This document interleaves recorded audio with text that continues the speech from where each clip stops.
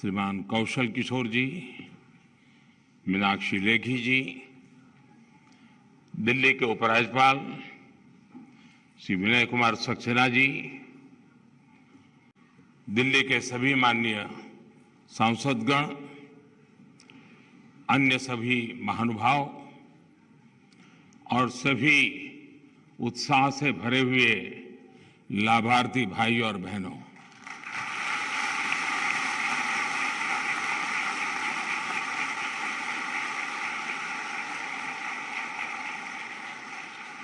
विज्ञान भवन में कार्यक्रम तो बहुत होते हैं, कोट पैंट टाई वाले भी बहुत लोग होते हैं,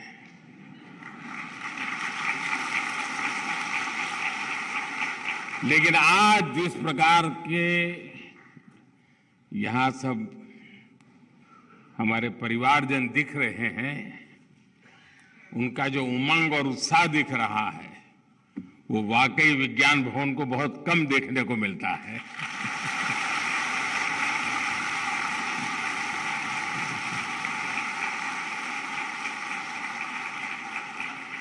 आज दिल्ली के सैकड़ों परिवारों के लिए, हजारों गरीब हमारे भाई बहनों के लिए ये बहुत बड़ा दिन है। वर्षों से जो परिवार दिल्ली की झुग्गियों में रह रहे थे, आज उनके लिए एक प्रकार से जीवन की नई शुरुआत होने जा रही है।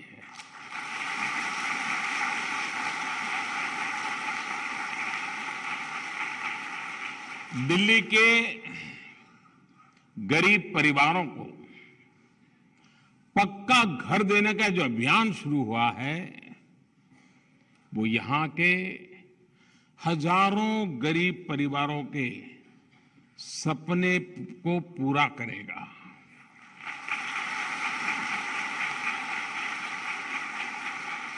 आज यहां सैकड़ों लाभार्थियों को उनके घर की चाबी मिली है और मुझे जिन 4-5 परिवारों से मिलने का मौका मिला, मैं देख रहा था उनके चेहरे पर जो खुशी, जो संतोष और वो कुछ न कुछ भाव अपने व्यक्त करते थे। वो भीतर का जो आनंद था वो प्रकट हो रहा था, एक संतोष उनके चेहरे पर महक रहा था। अकेले कालकाजी एक्सटेंशन के फर्स्ट फेज में ही 3000 से ज्यादा घर बनकर तैयार कर लिए गए हैं और बहुत ही जल्द यहां रह रहे दूसरे परिवारों को भी गृह प्रवेश का मौका मिलेगा। मुझे विश्वास है आने वाले समय में भारत सरकार द्वारा किए जा रहे ये प्रयास दिल्ली को एक आदर्श शहर बनाने में बड़ी भूमिका निभाएंगे। साथियों, दिल्ली जैसे बड़े शहरों में हम जो विकास देखते हैं, बड़े सपने और ऊंचाइयां देखते हैं, उनकी नींव में मेरे इन गरीब भाई बहनों की मेहनत है, उनका पसीना है, उनका परिश्रम है। लेकिन दुर्भाग्य देखिए, सच्चाई ये भी है कि शहरों के विकास में जिन गरीबों का खून पसीना लगता है, वो उसी शहर में बदहाली की जिंदगी जीने को मजबूर होते रहे हैं। जब निर्माण कार्य करने वाला ही पीछे रह जाता है, तो निर्माण भी अधूरा ही रह जाता है। और इसलिए बीते 7 दशकों में हमारे शहर समग्र विकास से, संतुलित विकास से, होलिस्टिक डेवलपमेंट से वंचित रह गए। जिस शहर में एक और ऊंची ऊंची भव्य इमारतें और चमक दमक होती है, उसी के बगल में झुग्गी झोपड़ियों में बदहाली दिखाई देती है।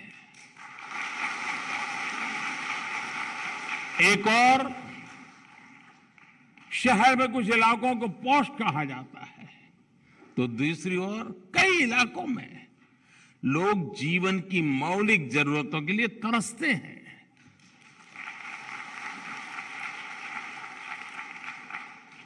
जब एक ही शहर में इतनी असमानता हो, इतना भेदभाव हो, तो समग्र विकास की कल्पना कैसे की जा सकती है? आजादी के अमृत काल में हमें इस खाई को पाटना ही होगा और इसलिए ही आज देश सबका साथ, सबका विकास, सबका विश्वास और सबका प्रयास इस मंत्र पर चलकर सबके उत्थान के लिए प्रयास कर रहा है। साथियों, दशकों तक देश में जो व्यवस्था रही उसमें ये सोच बन गई थी कि गरीबी केवल गरीब की समस्या है, लेकिन आज देश में जो सरकार है वो गरीब की सरकार है, इसलिए वो गरीब को अपने हाल पर नहीं छोड़ सकती।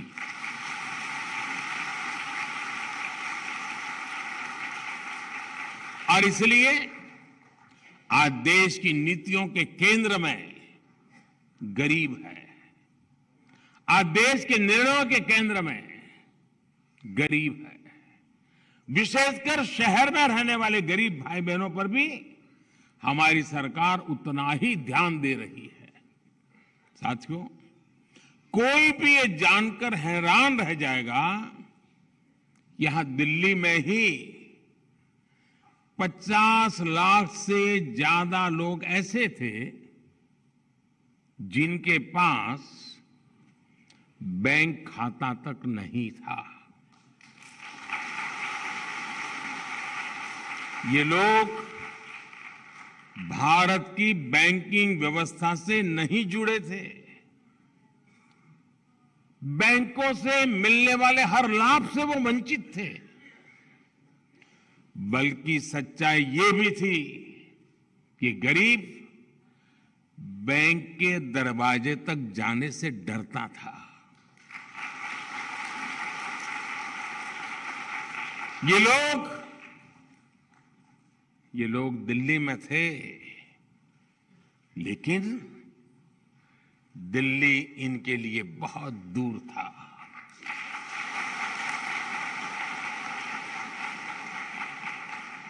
इसी स्थिति को हमारी सरकार ने बदला। अभियान चलाकर दिल्ली के गरीबों को, देश के गरीबों के बैंक खाते खुलवाए गए। तब किसी ने शायद ही सोचा होगा कि इसके क्या क्या फायदे हो सकते हैं। आज दिल्ली के गरीब को भी सरकार की योजनाओं का सीधे लाभ मिल रहा है। आज दिल्ली में हजारों साथी रेहड़ी पटरी की दुकान लगाते हैं, सब्जियां और फल बेचते हैं। कई साथी ऑटो रिक्शा चलाते हैं, टैक्सी चलाते हैं। इनमें से शायद ही कोई ऐसा हो जिसके पास आज भीम यूपीआई न हो। पैसे सीधे मोबाइल पर आते हैं, मोबाइल से पेमेंट भी हो जाता है।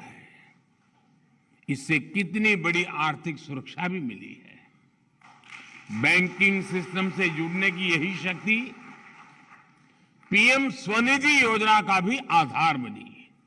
इस योजना के तहत शहर में रहने वाले हमारे रेहड़ी पटरी वाले भाई और बहनों को अपना काम आगे बढ़ाने के लिए आर्थिक सहायता दी जा रही है। और मुझे खुशी है कि दिल्ली के भी 50,000 से ज्यादा रेहड़ी पटरी वाले मेरे भाई बहन ने स्वनिधि योजना का लाभ उठाया है। इसके अलावा मुद्रा योजना के तहत बिना गारंटी दी गई 30,000 करोड़ रुपए से ज्यादा की सहायता भी दिल्ली के छोटे उद्यमियों की काफी मदद की है। साथियों, हमारे गरीब साथियों को एक बड़ी दिक्कत राशन कार्ड से जुड़ी अव्यवस्थाओं से भी होती है। हमने one nation one ration card की व्यवस्था करके दिल्ली के लाखों गरीबों का जीवन आसान बनाया है। हमारे जो प्रवासी श्रमिक दूसरे राज्यों से काम करने आते हैं, पहले उनका राशन कार्ड यहां बेकार हो जाता था, एक सिर्फ कागज का टुकड़ा बनकर रह जाता था। इससे उनके लिए राशन की समस्या खड़ी हो जाती थी। One nation one ration card के जरिए इस चिंता से भी मुक्ति मिल रही है। इस योजना का लाभ कोरोना वैश्विक महामारी के समय दिल्ली के गरीबों ने भी उठाया है। इस वैश्विक संकट के समय में दिल्ली के लाखों गरीबों को केंद्र सरकार पिछले 2 साल से मुफ्त राशन भी दे रही है। इस पर सिर्फ दिल्ली में ही केंद्र सरकार द्वारा 2,500 करोड़ रुपए से अधिक खर्च किए गए हैं। ये जितनी चीजें मैंने गिनाई ना,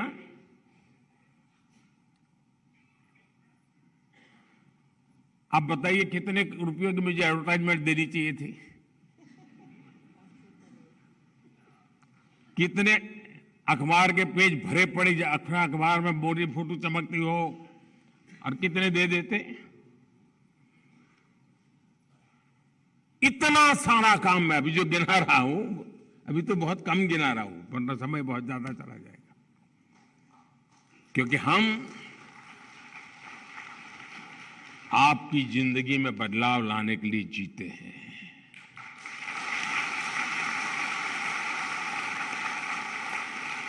साथियों, दिल्ली में केंद्र सरकार ने 40 लाख से ज्यादा गरीबों को बीमा सुरक्षा कवच भी दिया है।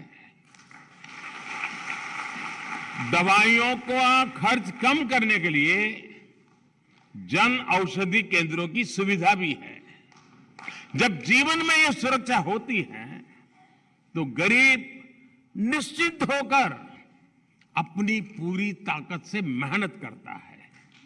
वो खुद को गरीबी से बाहर निकालने के लिए, गरीबी से लड़ाई लड़ने के लिए, गरीबी को परास्त करने के लिए जी जान से जुट जाता है। ये निश्चिंतता गरीब के जीवन में कितनी महत्वपूर्ण होती है, वो किसी गरीब से बेहतर कोई नहीं जान सकता। साथियों, दिल्ली में एक और विषय दशकों पहले बनी हुई अनधिकृत जो कॉलोनियों का भी रहा है। इन कॉलोनियों में हमारे लाखों भाई बहन रहते हैं। उनका पूरा पूरा जीवन इसी चिंता में निकल रहा था कि उनके घरों का होगा क्या। दिल्ली के लोगों की इस चिंता को कम करने का काम भी केंद्र सरकार ने किया। पीएम उदय योजना के माध्यम से दिल्ली की अनधिकृत कॉलोनियों में बने घरों को नियमित करने का काम चल रहा है। अब तक हजारों लोग इस योजना का लाभ उठा चुके हैं। केंद्र सरकार ने दिल्ली के मध्यम वर्ग को भी उनके घर का सपना पूरा करने में बहुत मदद दी है। दिल्ली के निम्न एवं मध्यम वर्ग के लोग अपना घर बना पाए, इसके लिए उन्हें केंद्र सरकार की तरफ से ब्याज में सब्सिडी दी गई है। इस पर भी केंद्र सरकार की तरफ से 700 करोड़ रुपए से अधिक खर्च किए गए हैं। साथियों, केंद्र सरकार का लक्ष्य है कि हम दिल्ली को देश की राजधानी के अनुरूप एक शानदार सुविधा संपन्न शहर बनाएं। दिल्ली के विकास को गति देने के लिए हमने जो काम किए हैं, दिल्ली के लोग, दिल्ली के गरीब, दिल्ली का विशाल मध्यम वर्ग, वे इन सब के साक्षी के रूप में हर जगह पे अपनी बात बताता है। इस बार लाल किले से मैंने देश की एस्पिरेशनल सोसाइटी की बात की थी।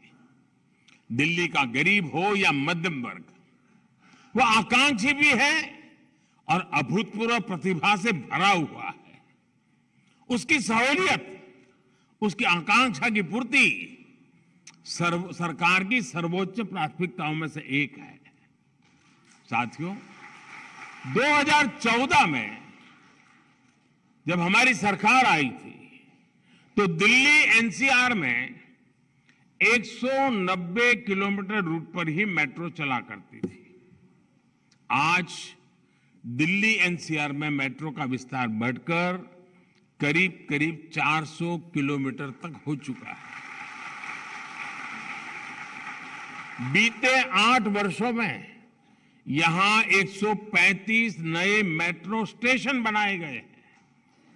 आज मेरे पास दिल्ली में कॉलेज जाने वाले कितने ही बेटी बेटियां, बड़ी संख्या में नौकरी पेशा लोग चिट्ठी लिखकर मेट्रो सर्विस के लिए आभार जताते हैं।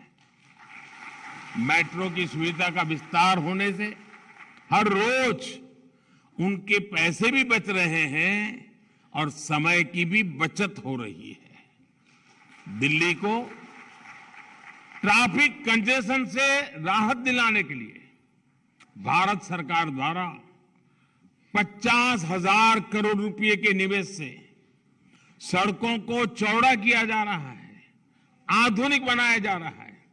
दिल्ली में जहां एक और पेरिफेरल एक्सप्रेसवे बन रहे हैं, तो दूसरी ओर कर्तव्य पथ जैसे निर्माण भी हो रहे हैं।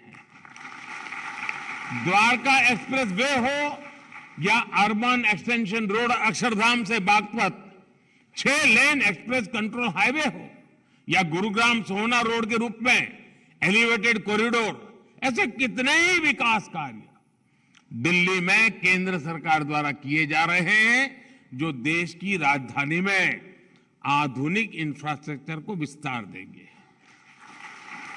साथियों, दिल्ली एनसीआर के लिए रैपिड रेल जैसी सेवाएं भी निकट भविष्य में ही शुरू होने जा रही है।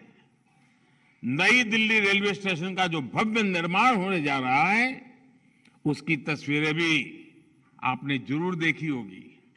मुझे खुशी है कि द्वारका में 80 हेक्टेयर जमीन पर भारत वंदना पार्क का निर्माण अब अगले कुछ महीनों में समाप्त होने की तरफ बढ़ रहा है। मुझे बताया गया है कि डीडीए द्वारा दिल्ली के 700 से ज्यादा बड़े पार्कों की देखरेख की जाती है। वजीराबाद बैराज से लेकर ओखला बैराज के बीच का जो 22 किलोमीटर का स्ट्रेच है, उस पर भी डीडीए द्वारा विभिन्न पार्क विकसित किए जा रहे हैं। साथियों, आज मेरे इतने सारे गरीब भाई बहन अपने जीवन में एक नई शुरुआत करने जा रहे हैं, तो मैं उनसे जरूर कुछ अपेक्षाएं भी रखता हूं। अगर मैं आपसे कोई अपेक्षा रखूंगा तो पूरी करोगे ना? मैं कह सकता हूं कोई काम आप लोगों को करेंगे, फिर भूल जाएंगे, नहीं भूल जाएंगे। अच्छा, भारत सरकार करोड़ों की संख्या में गरीबों के लिए घर बना रही है। घर में नल से जल दे रही है, बिजली का कनेक्शन दे रही है, माताओं बहनों को बिना धुएं को खाना बनाने की सहूलियत मिले, इसके लिए उज्ज्वला सिलेंडर भी मिल रहा है। इन सुविधाओं के बीच हमें ये बात पक्की करनी है कि हम अपने घर में एलईडी बल्ब का ही उपयोग करेंगे।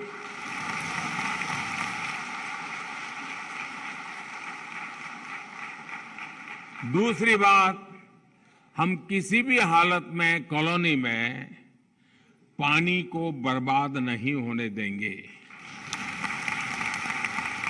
वरना आपको मालूम है कुछ लोग क्या करते हैं, बाथरूम में बाल्टी उल्टी रख देते हैं, नल चालू रखते हैं। सुबह 6 बजे उठना है तो घंटी का काम करता है, पानी आएगा, बाल्टी की आवाज आएगी तो लगेगा। देखिए, पानी बचाना बहुत जरूरी है, बिजली बचाना बहुत जरूरी है, और उससे भी आगे एक और बात, हमें यहां झुग्गी झोपड़ी का वातावरण नहीं बनने देना है।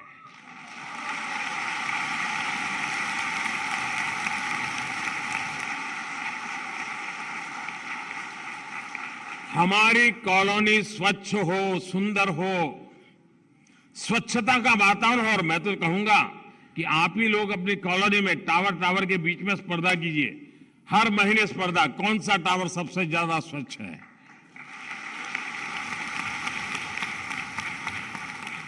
झुग्गियों के बारे में इतने दशकों से जो धारणा बना करके रखी गई थी, झुग्गियों को जिस तरह गंदगी से जोड़ा जाता था, अब हमारा दायित्व है इसको खत्म करना है। मुझे विश्वास है आप सभी लोग दिल्ली और देश के विकास में इसी तरह अपनी भूमिका निभाते रहें। दिल्ली के हर नागरिक के योगदान से दिल्ली और देश के विकास की यात्रा बिना रुके आगे बढ़ती रहेगी। इसी विश्वास के साथ आप सभी को एक बार फिर बहुत बहुत शुभकामनाएं, बहुत बहुत बधाई, बहुत बहुत धन्यवाद।